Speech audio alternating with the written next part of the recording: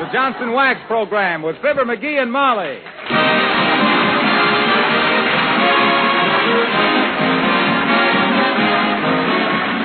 The makers of Johnson's Wax, Johnson's Car New, and Johnson's Self-Polishing Glow Coat present Fibber McGee and Molly, written by Don Quinn, with music by the King's Men and Billy Mills Orchestra.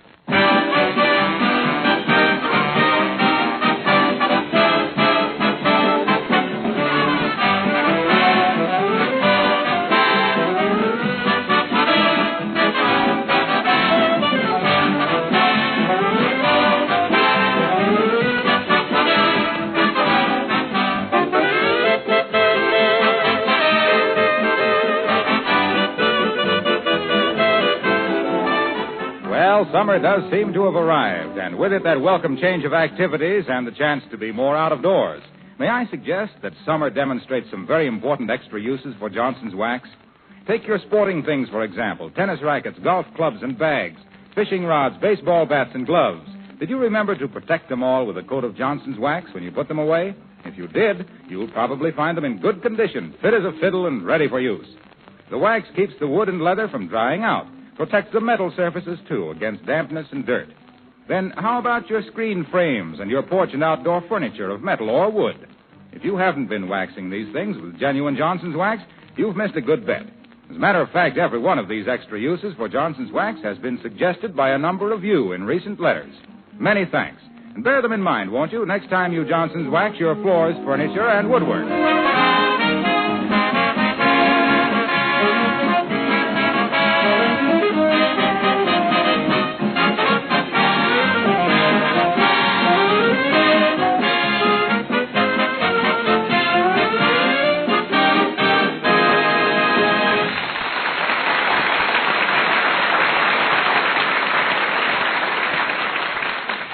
One good thing about the Sunday papers, if you're a slow reader, they last all week. And here in the living room at 79 Wistful Vista on a Tuesday afternoon, catching up with that little orphan, Annie, and that famous Dick, Tracy, we find Mr. McGee of Fibber McGee and Molly.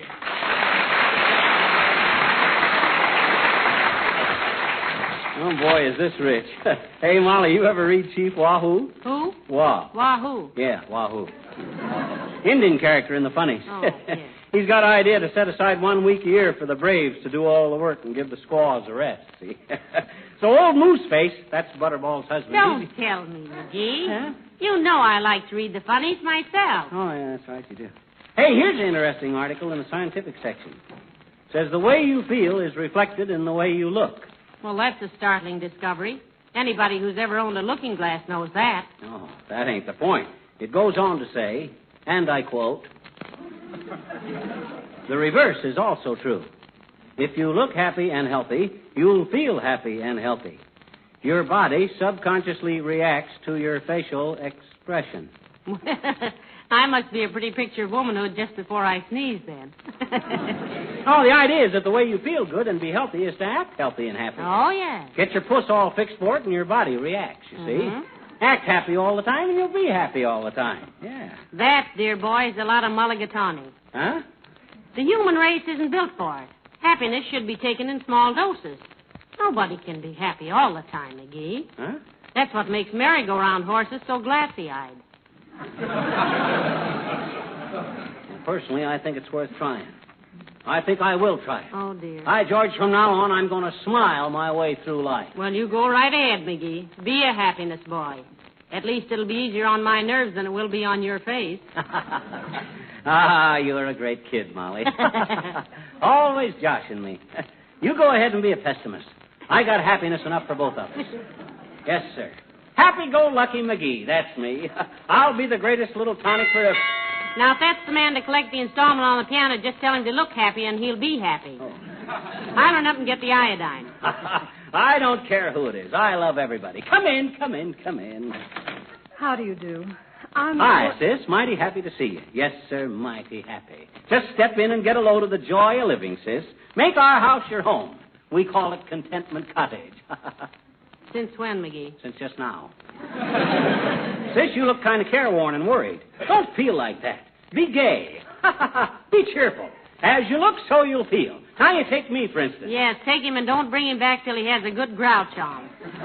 What was it you wanted, dearie? Lady, I'm trying to sell magazines. I haven't sold a single subscription today. I'm tired and hungry and almost broke. That's because you haven't got the right attitude, sis. Things will come your way if you only look cheerful. Yes, sir. Laugh and the world laughs with you, and cry and you'll ruin your beer. That's what I always say. McGee, Huh? give the lady $3 and order a magazine. Oh. We need some magazines. But, Molly, all her trouble... Don't tell me about her troubles.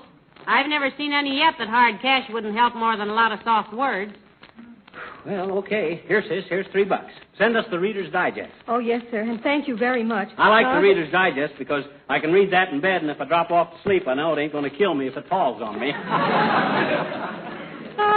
That's the way I look at things, sis. The cheerful side. Be cheerful, and things will come your way. Oh! Why that? Well, did you see what she did? I did. Slapped me right in the with that bunch of magazines. Sure. Well, you're just lucky she wasn't selling the Encyclopedia Britannica. But after we helped her, my gosh, such ungratefultude. Look, dearie, you can't pour happiness onto people like it was a pitcher of maple syrup. Yeah, but gee whiz. If you want to laugh merrily and dance around on the lawn in your carefree abandon, it's nobody's business. But don't try to sell everybody else on it. That's where you're wrong, Molly. The idea is to spread happiness, like throwing a rock into a river. The ripples spread. I'm going to be the rock. Yeah, and somebody's going to throw you in the river. Well, everything happens for the best. That's what I always say is, yes, sir. One minor setback. Turn on the charm, dearie. Here comes another victim. Good. Everybody comes to see old happy-go-lucky McGee. I must do something to people. Yes, but nothing that a little bicarbonate of soda wouldn't settle. Come in. Hello, kids. Mind to sit down a spell? Why, of course not, Mr. Oldtimer. Sit right down here. Don't look so downhearted, old sock. Cheer up. Snap out of it. What if the skies look gray today? The gray skies bring the blue skies bring the sunshine. And sunshine brings flowers, and flowers bring hay fever. So just skip the inspirational lecture, McGee. What's the matter with you, Mr. Oldtimer? It's Bessie, kids. Huh? Bessie? Your girl? You mean the one you're engaged to, huh? Yep. Bessie's threw me down. Oh. I've been jolted. You mean jilted? Yes, but it was a jilt with a jolt, daughter. Here I was, derby over britches in love. Never looked at another woman. Well, maybe I looked now and then, but... Well, there I was, saving my money, taking Bessie to a movie 2 nights a week, always sending her a corset of violets. Corsage. What happens? She throws me over like a broken toy. That's what I am, kids, a broken toy. Passion's plaything. I'm desperate. I think I'll go home and hang myself, the carpet on the clothesline, and whale the bajunior out of it.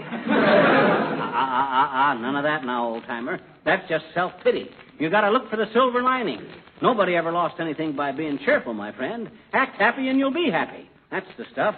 What if you did get tossed over? What's a woman anyway? Remember what Kiplinger says, a rag, a bone, and 12 bobby pins. Just think you might got married to Bessie and then found out she leaves the cap off the toothpaste tube. Why, you don't know when you're well off. Oh, it's no use, Johnny. My heart's busted. I'm going to get me a job as a welder. As long as I'm carrying the torch, I might as well... Hey, who's that? Who's who? Where? Going past the house out there. Oh, that's some woman selling magazine subscriptions. She was just in here. Say, she's kind of cute. Huh? I just happen to think my subscription to the American Boy expires next week. So long, kids. Hey there, baby. Wait a minute. I got a little proper... Hey.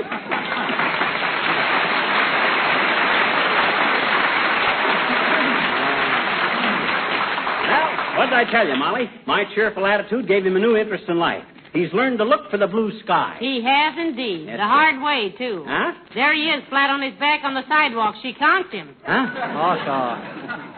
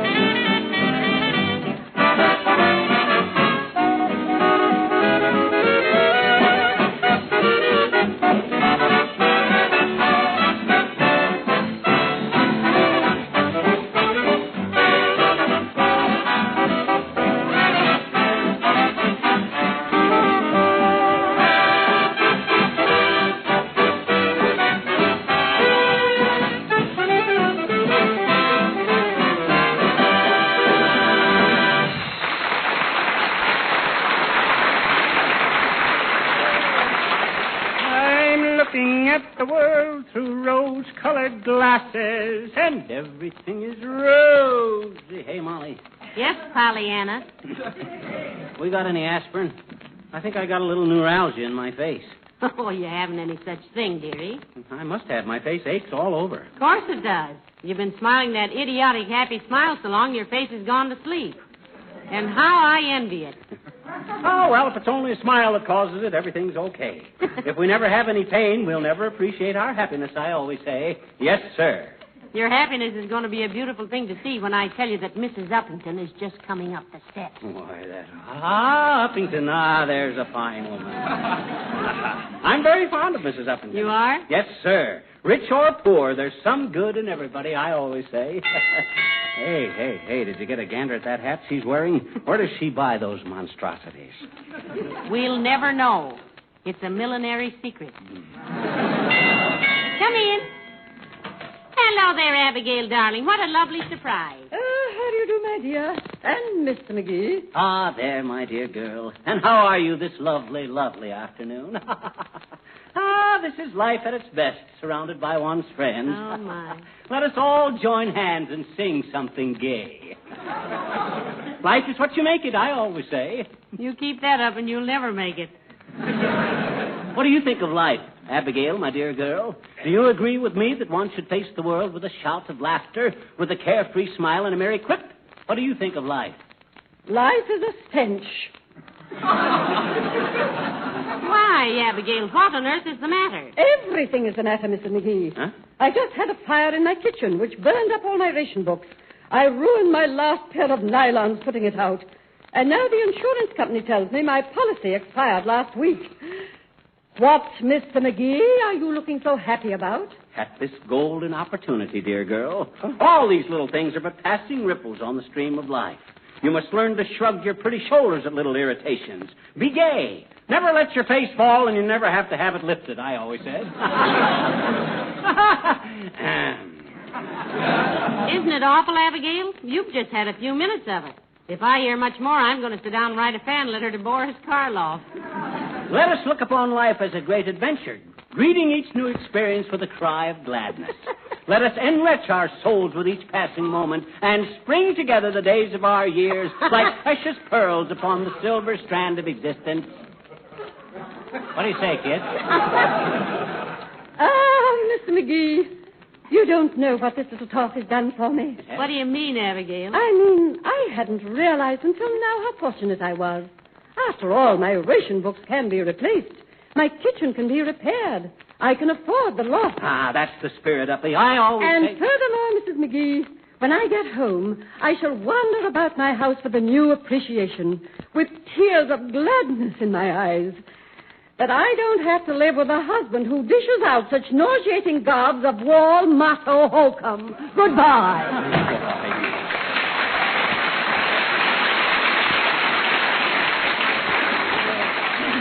See, I warned you, McGee. You scatter your sunshine so thick everybody gets blistered. That old pie plate hasn't welcomed a new thought since Gandhi started wearing a zoot sheet.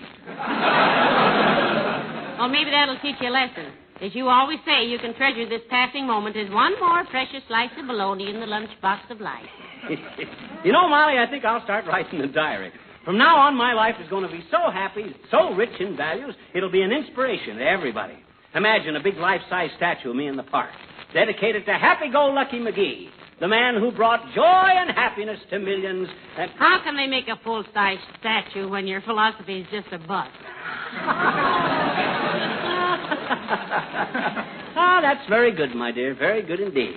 I shall mention in my diary how much your humorous comments have meant to me in a life devoted to bringing cheer and... Hiya, folks. Hello, Mr. Wilcox. Hi, Junior. Welcome to our happy little family circle. Sit down, my boy, and tell us in your own simple words just what rich new meaning you've gotten out of life today.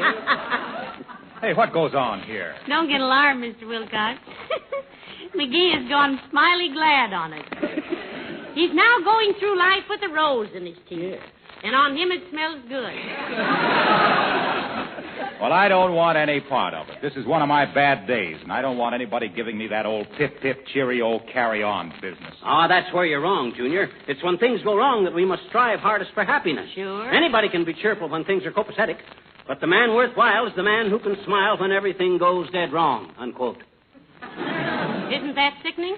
And what went wrong with you today, Mr. Wilcox? I lost a good customer. You mean somebody got him away from you? Oh, no, he just moved away. Well, so what, Junior? Laugh it off. You got lots more customers.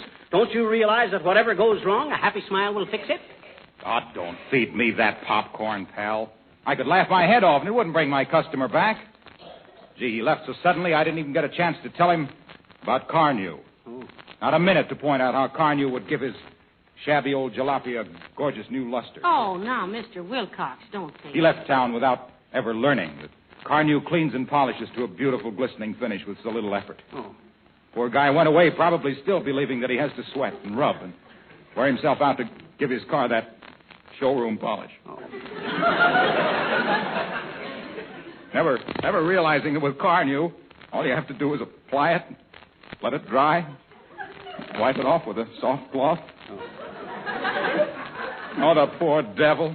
Oh. Well, he'll hear about it sooner or later. Everybody does. Oh, sure he will. Come, Junior. Chin up. Laugh it off. Ha, ha, ha. Laugh and the world laughs with you. Snore and you sleep alone, I always said. Come. Let's look on the bright side of him. Well, until he finds out about Carnew, there won't be any bright sides. Oh, well, maybe you're right, pal. I'll run back to the office and write old Heffelfinger a letter. Sure, that's much the best. Who did you say? Heffelfinger. Marcus P. Heffelfinger. Well, thanks for the good cheer, pal. I'll see you later.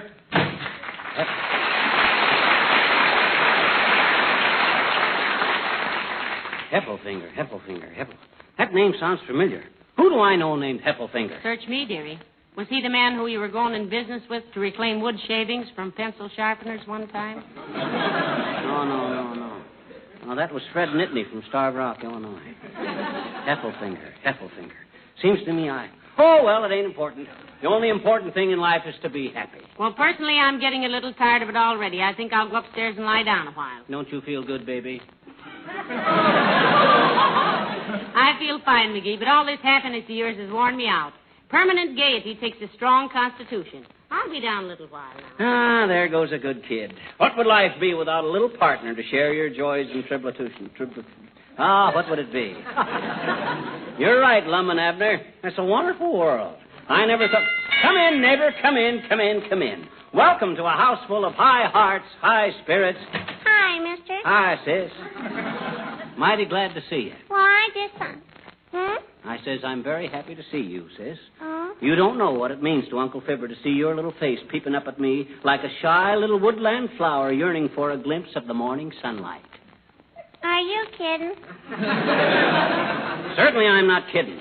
I've discovered the way to be healthy and contented, that's all. Oh? I read it in the Sunday paper. You see, sis, science has discovered that if your face smiles, your body smiles, you see. Oh? If you got a pain in your sawdust and your face wants to look nasty about it, don't let it. Oh? Put a grin on your puss and the pain goes away. You'll be happy. Ain't that wonderful? Who'd you say discovered that, mister? Science. What's so funny? Oh, you're so naive, mister. Huh? Look, don't you realize a lot of that stuff is pure malarkey? Huh? Don't you know the editor says to somebody, give me 1,500 words of horse feathers on how to be cheerful? Why, sis, I never suspected... Surely you're intelligent enough to know that there is no definite scientific evidence linking facial animation with the organic processes. Well, gee whiz, sis. Look, mister, you got it all backwards. Huh?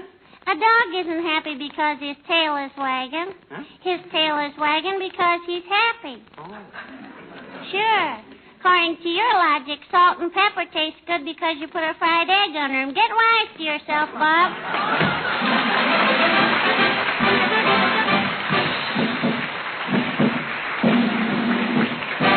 The King's Men sing McNamara's Band. Oh, we work for McNamara, he's the leader of the band. Although we're few in numbers, we're the finest in the land. We play at wakes and weddings and at every fancy ball. But for our own amazement, we can play the best of all. Oh, the drums go bang and the cymbals clang and the trumpets they blaze away. McCarthy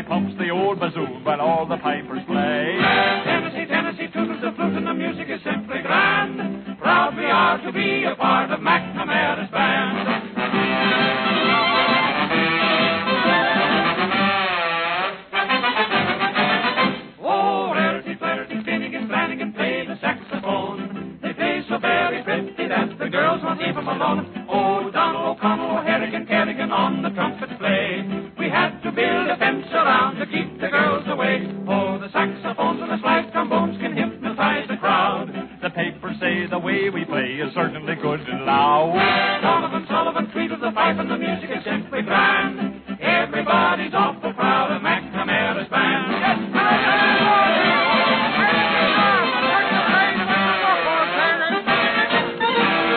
Bill Johnson, Swanson, Torgerson, Jorgensen come from Old Norway to play with McNamara's band. They travel all the way.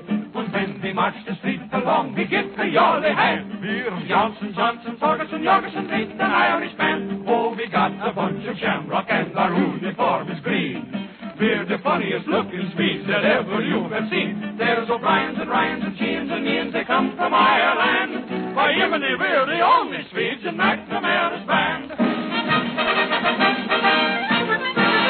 Oh, the drums go bang and the cymbals clang and the trumpets they blaze away. Everybody dances when the band begins to play. Tennessee, Tennessee, toodles the flute and the music is simply grand.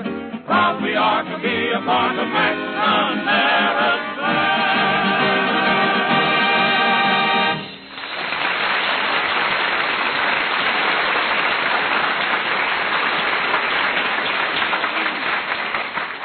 When you're smiling and the whole world smiles with Heffelfinger. Where did I ever know a guy named Heffelfinger? I wish I could tell you. Heffelfinger. What are you muttering about, McGee? Heffelfinger. Do you ever hear me mention a guy named Heffelfinger? No, I don't think so. I'll bet the reason I can't remember it is because there was something unpleasant about it. That's how my new philosophy works. You only remember the happy things. You keep that up and you'll have a wonderful old age, dearie. Huh? You'll be scooting around in a combination wheelchair and good humor wagon. Well, it's wonderful to be free of worry and care. To think that just by putting on an expression of good cheer, the whole world looks brighter. Heavenly day. Wasn't it Confucius who says a man with a happy map will get somewhere? Well, it was either Confucius or the Hardware Journal. I don't quite remember. Ah, another visitor. Another chance for me to spread a little happiness in this gloomy old world. It'd be easier to swallow if you didn't spread it on quite so thick, though. Come in. Oh, for goodness sakes, Dr. Gamble. Come in, Doctor. Well, hi, Doc. Sit down and take a load off your metatarsals. Thanks, I will. How are you, Mrs. McGee? Oh, I'm just fine, Doctor. And you? I'm all right, much to my own surprise. I've spent such a nerve-wracking day with my prize collection of hypochondriacs, nature fakers, and capsule clutchers, I thought I'd stop in for a visit with a couple of comparatively healthy people. What do you mean, comparatively? I'm the healthiest man in this town, Doc. And why? Because I've learned the secret of happiness. That's why. Well, now, isn't that just dandy? You ought to be in a glass case at the Smithsonian, McGee. You're a rare object. Say, are all doctors as cynical as you are, Doctor? I'm not cynical, Mrs. McGee. I'm a bright-eyed optimist. I still have a childish faith in sometime meeting a human being who doesn't think his own hangnails are the medical sensation of the century. Well, you don't have to look any further, Doc. You've met him, and I'm it. I haven't got a pain or an ache or a complex. I'm healthy and happy, and I can lick my weight in wildflowers, or wildcats. What are you grinning about? You look like a baby with the colic. Take off your shirt, McGee. Oh, dear. No, you can't make me mad, Doctor. Nothing makes me mad. For the first time in my life, I'm under strict control. I've lost my temper for the last time. You know, he's been like this all day, too, Doctor. You mean you've been continuously exposed to this one-man glee club? McGee, you better go to bed. I'll give you a sedative. As I was saying to a man named Heffelfinger the other day. Heffelfinger? Yeah, you know him. Just moved out of town. Well, McGee thinks he knows him, but he can't quite place him. Yeah. I don't know why he can't place him. They've been playing pinochle together at the Elks for 2 years. Oh, now I got it. Heffelfinger. Why, that rat. That chiseler. He moved out of town without paying me the $4 he owes me. Why, that... Now, McGee, calm yourself. Calm myself, my clavicle. Of all the low-down, miserable trick. McGee, stop kicking the lamp. Let him go, Mrs. McGee. He's been happy for several hours. Nobody can stand it for longer than that. Heffelfinger. That double-crossing, two-timing, petty larceny pickpocket. Doctor, stop him. Why does everything have to happen to me? Let him alone. He's happy. Heffelfinger. I'll pay you next week, he says. Yeah. I'll see you tomorrow at the club, he says. Wait till I get my hands on him.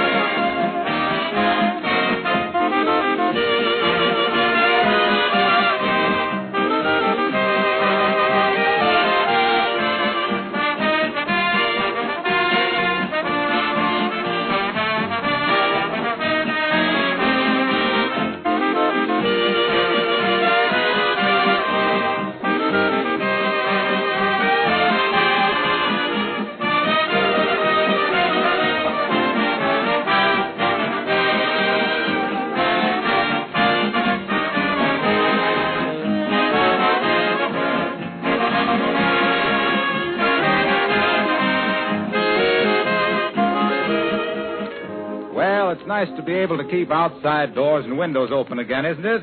But it brings a special problem of its own, because dust and dampness do come in as uninvited guests.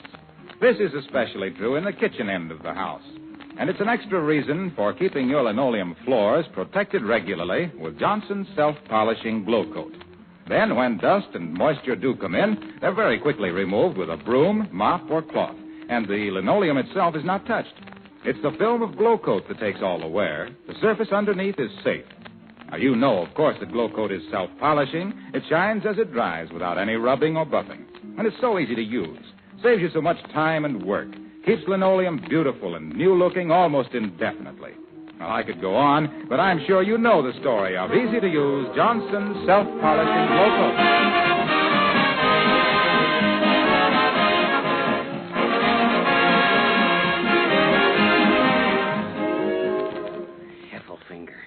Of all that dirty crook. Now, take it easy, McGee. Don't you want to be happy? The only thing that'll make me happy is to get my dukes on that nickel nursing hijacker. I'll slap him so pop-eyed his pupils won't go back till September. Good night. McGee. Huh? Oh, good night. That's better. Good night, all.